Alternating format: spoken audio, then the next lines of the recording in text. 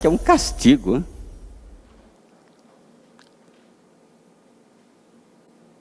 Dependendo da experiência que a pessoa vive. É a família um presente de Deus? Que fatores confirmam ou justificam que a família é um presente de Deus? Isaías 54. Cante, ó estéril, você que nunca teve um filho, irrompa em canto, grite de alegria, você que nunca esteve em trabalho de parto, porque mais são os filhos da mulher abandonada do que os daquela que tem marido, diz o Senhor.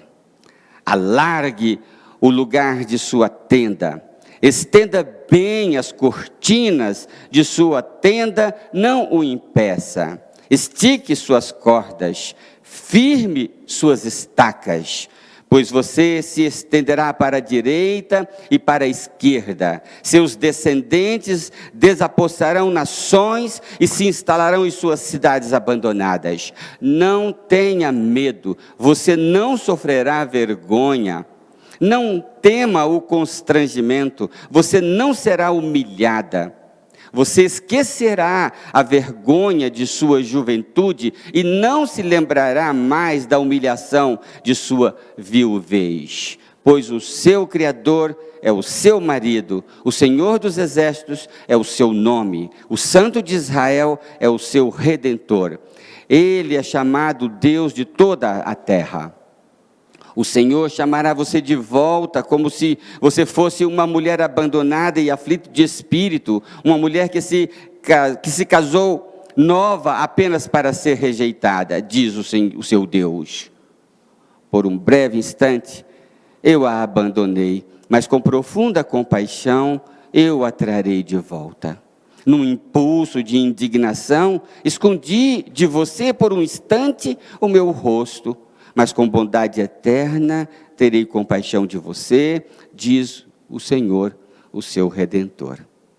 Que texto, né, meus irmãos? Está falando da cidade de Jerusalém, está falando de Sião, está num contexto do exílio, do povo de Deus que foi levado cativo, mas aqui há uma ordem: cante, você que nunca teve filho, irrompa em canto, grite de alegria. O texto está falando, portanto, de uma grande família. Não necessariamente apenas da família biológica. Porque todos sabemos, e esse mês nós temos destacado isto, que família não é apenas a família biológica. Eu vou ter uma reunião séria com os Antunes, porque eu quero saber por que cargas d'água o Luiz e eu fomos excluídos deste canto, não é? Eles cantaram e não nos chamaram. Então, vou reunir os diáconos da igreja e nomear uma comissão de disciplina com a dona Edna na relatoria para descobrir, investigar uma CPI para descobrir isso. A família não é só a família biológica. Aqueles que adotamos se tornam de fato família. A igreja, como orou o pastor Etiel, é de fato uma família, não sentimos falta. Essa semana uma irmã nossa passou por uma cirurgia de 7 horas, a gente esteve acompanhando, como acompanhamos os membros da nossa família de sangue, não é?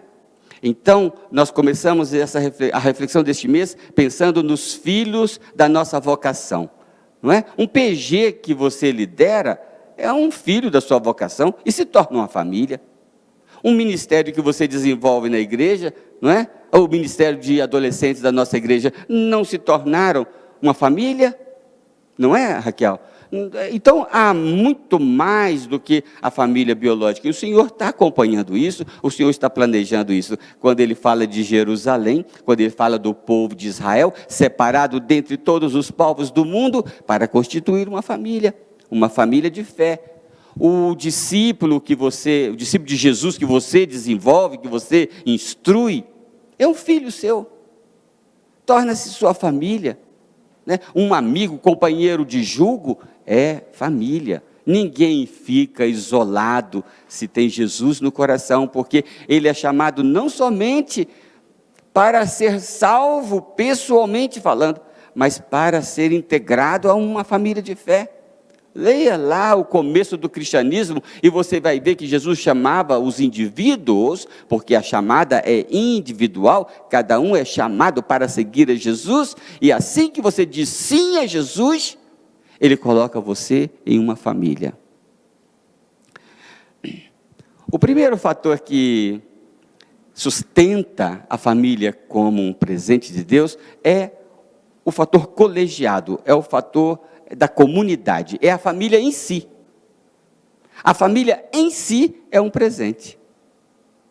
Fazer parte de uma comunidade, fazer parte de uma família maior, isso é um presente de Deus. Vocês lembram da última mensagem, quando nós falamos de Paulo, que estava discutindo com a família de Corinto, e chorando com a família de Corinto, porque a família de Corinto não estava questionando a sua autoridade, questionando o direito do seu sustento, e ele conversa com a sua igreja, e no meio daquela argumentação, ele coloca algo muito interessante, que chamou muito a minha atenção. Só eu e Barnabé não temos direito? Olha só, ele e Barnabé se tornaram uma espécie de família dentro da família. Depois ele vai dizer, só Lucas ficou comigo, né? Nós somos família e nós vivemos esse ambiente de colegiado para o desenvolvimento do nosso caráter. A sua família é difícil? Não fique assustado, porque talvez estejamos para conhecer uma família que não seja difícil. Sabe por que a família é difícil? Porque ela é composta de pessoas difíceis. Eu falei na última mensagem, ou penúltima, que a parábola do filho pródigo, ela ilustra a Deus como pai, e os dois filhos daquele pai representam o total da humanidade. E você observou que os dois filhos que representam o total da humanidade, os dois tinham problemas? Então nós somos difíceis. Não temos que estranhar porque temos dificuldades na família, mas é ali que nós formamos o caráter. Portanto, você que está pensando em deixar a família, não faça isto. Não faça isso, porque Deus colocou a gente na família para crescermos, para desenvolvermos esse senso de coletividade. No último sermão, no penúltimo sermão sobre a escada para o real crescimento, a gente falou que o topo dessa nossa jornada é a vida em comunidade. Aprender a viver em família. Você pode se sentir pleno, você é o cara, você ora, você sente Deus, mas você não aprendeu ainda a andar com os irmãos. Então, você ainda tem estrada do ponto de vista de caráter para desenvolver. O topo é a família, em união com Cristo. O texto diz, muitos serão os filhos. Ou seja, está falando de um grupo, de uma comunidade, de uma família. Muitos serão. Em ti serão abençoadas todas as famílias da terra. Está falando de um povo que vai surgir, né? De uma descendência. Então, a família em si é um presente. Nós gostamos de presentes individuais, não é? Foi aniversário do meu ministério, me deram um presente bonito. A gente gosta de presentes individuais, mas a gente se esquece dos presentes que nós ganhamos, que são presentes, digamos, coletivos. A gente gostaria de ganhar uma passagem para a gente ir de helicóptero daqui para o Rio, por causa da serra que congestiona, como aconteceu ontem, não é? Mas quando, então, a sociedade constrói um túnel, vai acontecer um dia, não vai? Com esses olhos que a terra ainda vai comer, né? A gente pode então descer ao Rio e subir a Petrópolis com 20 minutos. Aquele túnel construído é um presente para toda a cidade de Petrópolis, para muitas pessoas. A gente agradece a passagem de helicóptero para ir ao Rio, mas não agradece pelo túnel. A gente não agradece o que a gente recebe, e os presentes que recebemos coletivamente, ou seja, para o grupo, são muito maiores do que os presentes que nós ganhamos individualmente. Então a gente ora: Senhor, obrigado porque hoje eu ganhei um dia. Senhor, obrigado porque eu recebi o meu salário. Senhor, obrigado porque eu consegui um emprego. Normalmente, nossas palavras de gratidão são relacionadas aos presentes pessoais que ganhamos, individuais que ganhamos, mas a vida é muito mais generosa conosco quando ela nos vê como um grupo, como uma família. Então, temos que fazer uma virada na chave do nosso entendimento e ver o presente que representa a família ou a coletividade na nossa vida. E todos ganhamos. O Senhor está falando a indivíduos. Você diz: eu quero ouvir a voz de Deus. Isso é lindo, não é? Eu quero ouvir a voz de Deus. Isso é lindo. Mas veja, a palavra diz: quem tem ouvidos, ouça o que o Espírito diz à igreja. Então você fica: eu quero ouvir a voz de Deus, eu quero ouvir a voz de Deus, mas não escuta o que o Espírito diz à igreja. Não tem alguma coisa faltando aí? O Senhor fala ao indivíduo, o Senhor fala a mim, mas Ele fala especialmente a mim, quando eu estou com a família reunida, e aí o Senhor diz: agora eu quero falar com você, e Ele fala com você, quando você está na família. Quem tem ouvidos, ouça o que o Espírito diz à igreja. Entendeu o sentido? Como é importante a gente crescer a essa compreensão de valor da coletividade, do grupo, da família. Então, não abandone sua família, nem a biológica, nem a de fé, nem os amigos preciosos companheiros. Não abandone o seu Barnabé, não abandone o seu Lucas, porque isso tudo é importante e Deus fala através da coletividade.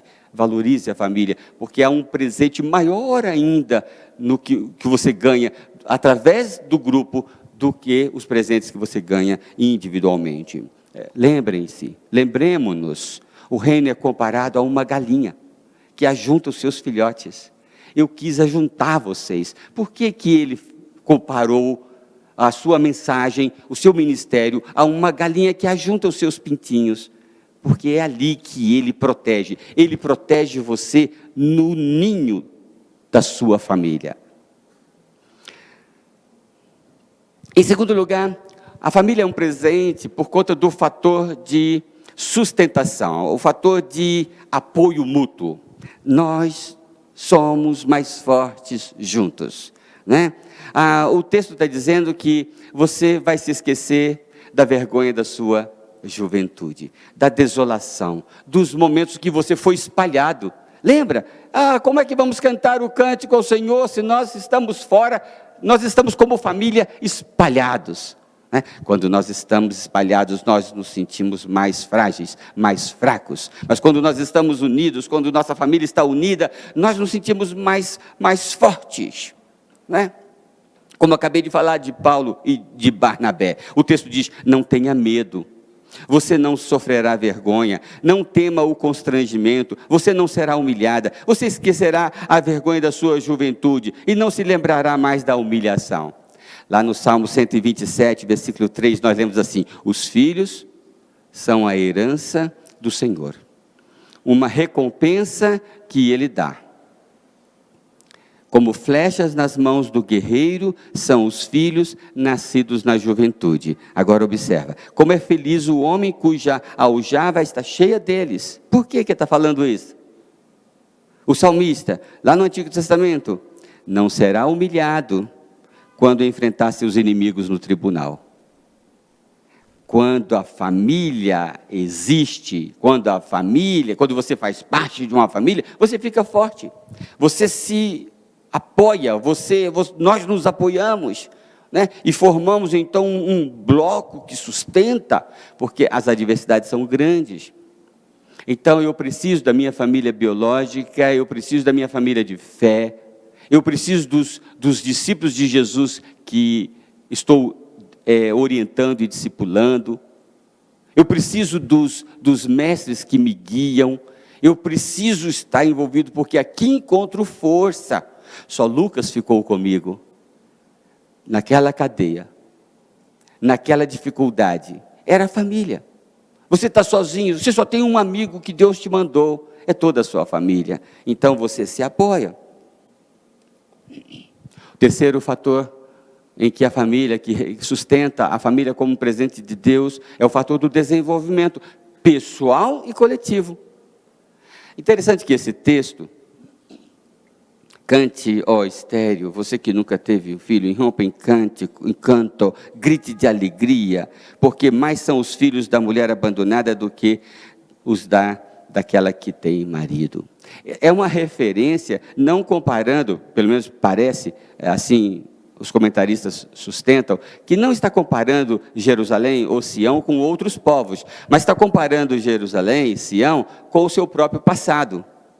O seu passado foi triste, o seu passado foi de vergonha, você esteve espalhada, o conceito de família foi fragilizado, mas você será restaurado.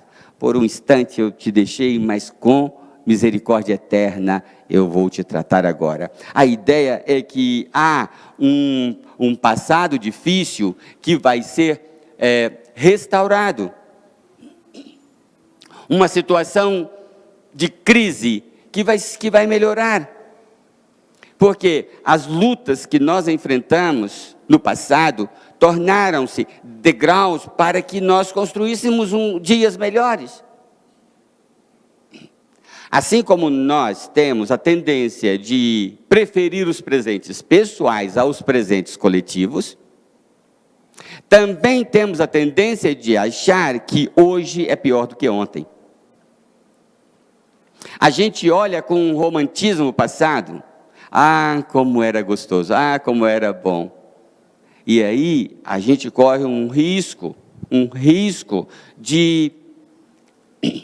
da ingratidão, porque são tantos os presentes de Deus no momento que vivemos. Ele está nos abençoando. Nós estamos caminhando, nós estamos progredindo. Ele está usando as experiências tristes, difíceis que tivemos passado para formar o nosso caráter, para nos tornar melhores. Nós estamos num processo de desenvolvimento. Você esquecerá a vergonha da sua juventude. Você esquecerá as mancadas do passado, porque você está sendo moldado, você está se tornando uma pessoa melhor, você está num processo de desenvolvimento individualmente e como família. Nós estamos no meio de uma pandemia que insiste em não ir embora. Então nós achamos que as coisas estão horríveis.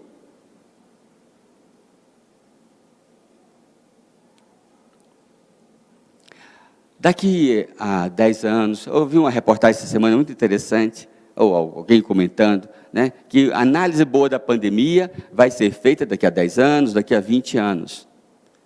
Nós perceberemos que neste tempo de pandemia, fomos muito abençoados. Recebemos de Deus muitas graças, muitas oportunidades para rever conceitos, ajustar questões individualmente e como grupo, como coletividade. Hoje é melhor, é o que o texto está dizendo. Hoje é melhor, mesmo com lutas. O texto está dizendo isso. Hoje é melhor, hoje com lutas é melhor do que o passado estável. Os filhos da abandonada serão maiores do que os da casada. A estabilidade do passado foi superada em grandeza pelas experiências do presente. Então eu olho para esse momento e digo, Deus está trabalhando em mim.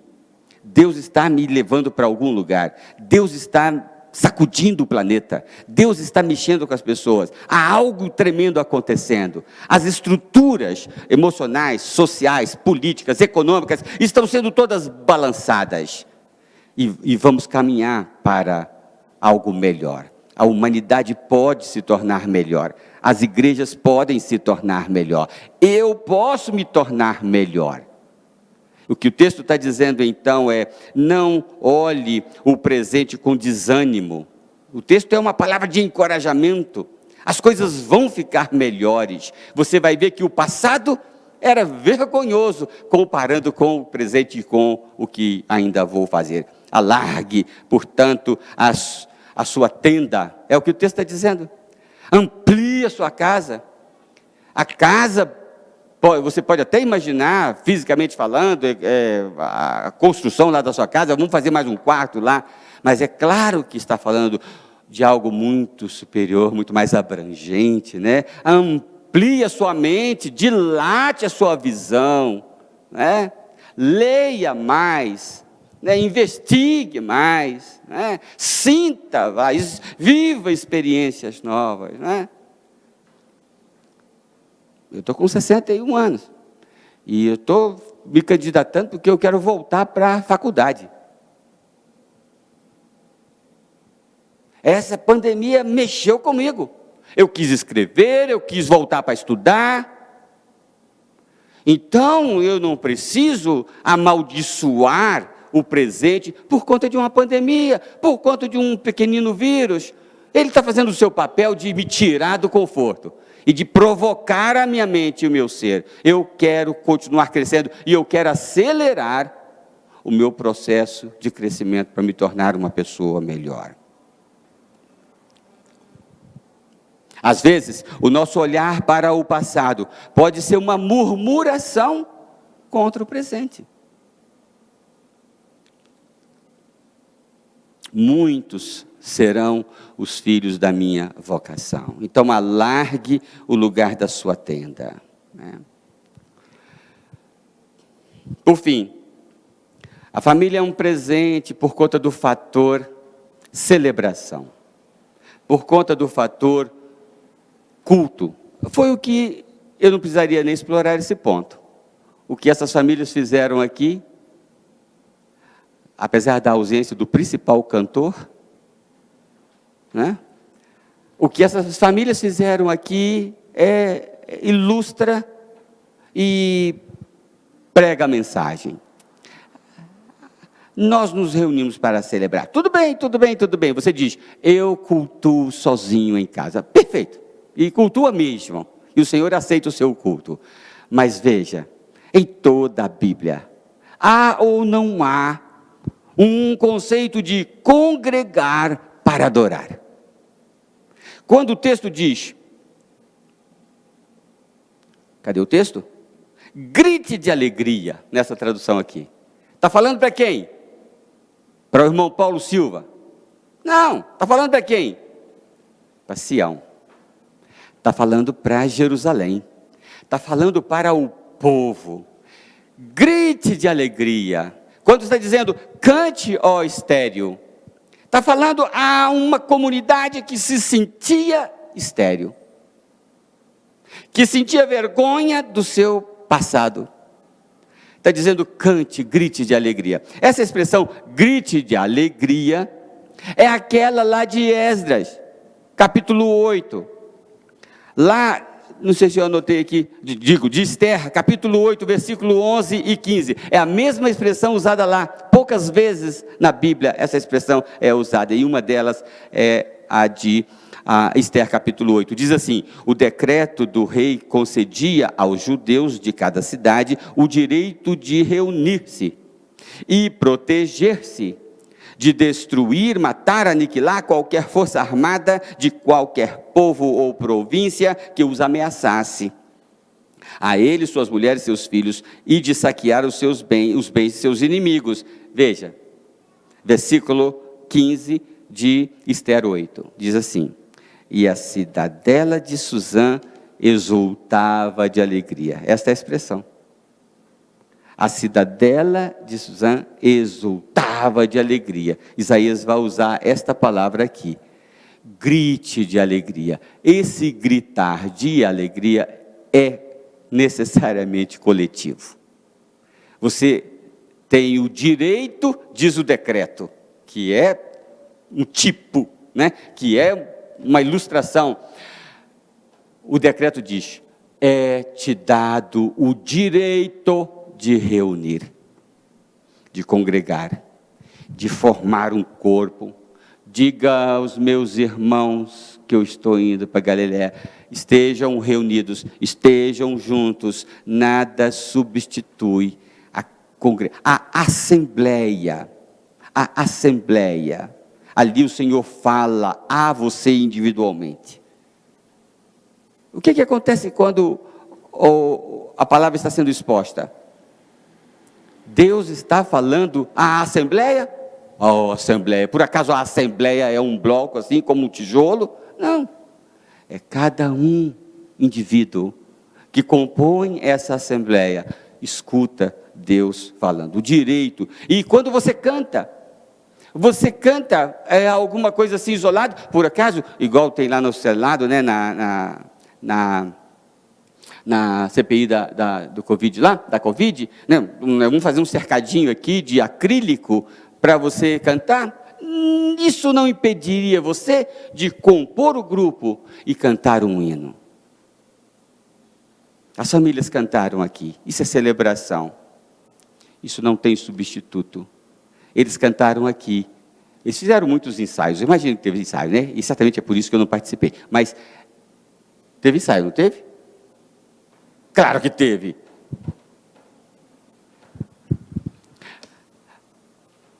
Mas na hora de celebrar, é na assembleia. Há um valor aqui. Eu canto no banheiro. Não, cheguei perto da janela, tal. Mas quando eu estou aqui, eu canto. E a máscara não me impede de sentir corpo, louvando e celebrando, pois o seu Criador é o seu marido. O Senhor dos Exércitos é o seu nome. O Santo de Israel é o seu Redentor. Ele é chamado Deus de toda a terra. É Deus de um indivíduo, mas é Deus de toda a terra, porque Jesus Cristo é Rei de toda a terra. Por um breve instante eu a abandonei, mas com profunda compaixão eu a trarei de volta Jerusalém para cantar os hinos do Senhor. Que o Senhor nos abençoe, que valorizemos a família por ser família, que valorizemos a família porque nós crescemos, Deus usa o coletivo para moldar o nosso caráter, para nos desenvolver, para nos fazer melhores, e também porque celebramos como em nenhuma outra configuração. Meus irmãos, Deus é bom, faz planos bons, os planos do Senhor são bons para cada um de nós e para todos nós. E sabe para onde que essa bondade toda está nos levando? Para lá, para uma grande família. Multidões, ninguém podia contar, de todas as tribos e povos, reunidas diante do Cordeiro, e cantavam: santo, santo, santo, digno é o Cordeiro. É para lá que nós estamos indo. Por isso, a família, em todo o sentido que Deus apresenta, é um presente dele para a nossa vida. Que o Senhor nos abençoe.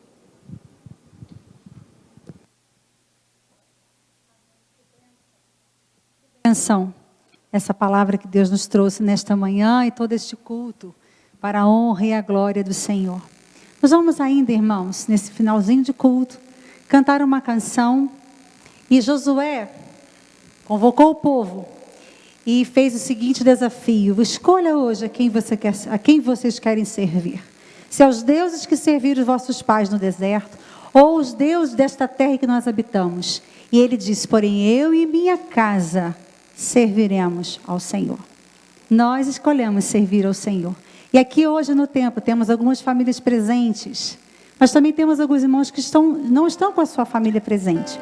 Mas queremos aproveitar agora, enquanto cantamos essa última canção, que você que está com a sua família, que se aproxime da sua família. Nós vamos cantar esse louvor que é consagrando a família ao Senhor. Então, se você está aqui e tem um familiar seu, e você pode se aproximar dele, você se aproxime, que no final o pastor Juraci estará fazendo a última oração, junto com a irmã Cristina. né? E consagrando assim as famílias aqui presentes. E você também, meu irmão, que não está com a sua família, mas o Senhor também há de abençoar a sua casa. Você que está também no seu lar, que não está com a sua família, o Senhor também vai abençoar a sua casa e a sua família, porque o Senhor vai em todos os lugares. Vamos então louvar o Senhor. Família Silvio Ortega aqui na frente, a família do irmão Ricardo também, irmão Júlio ali. Vamos aproximar e louvar o Senhor.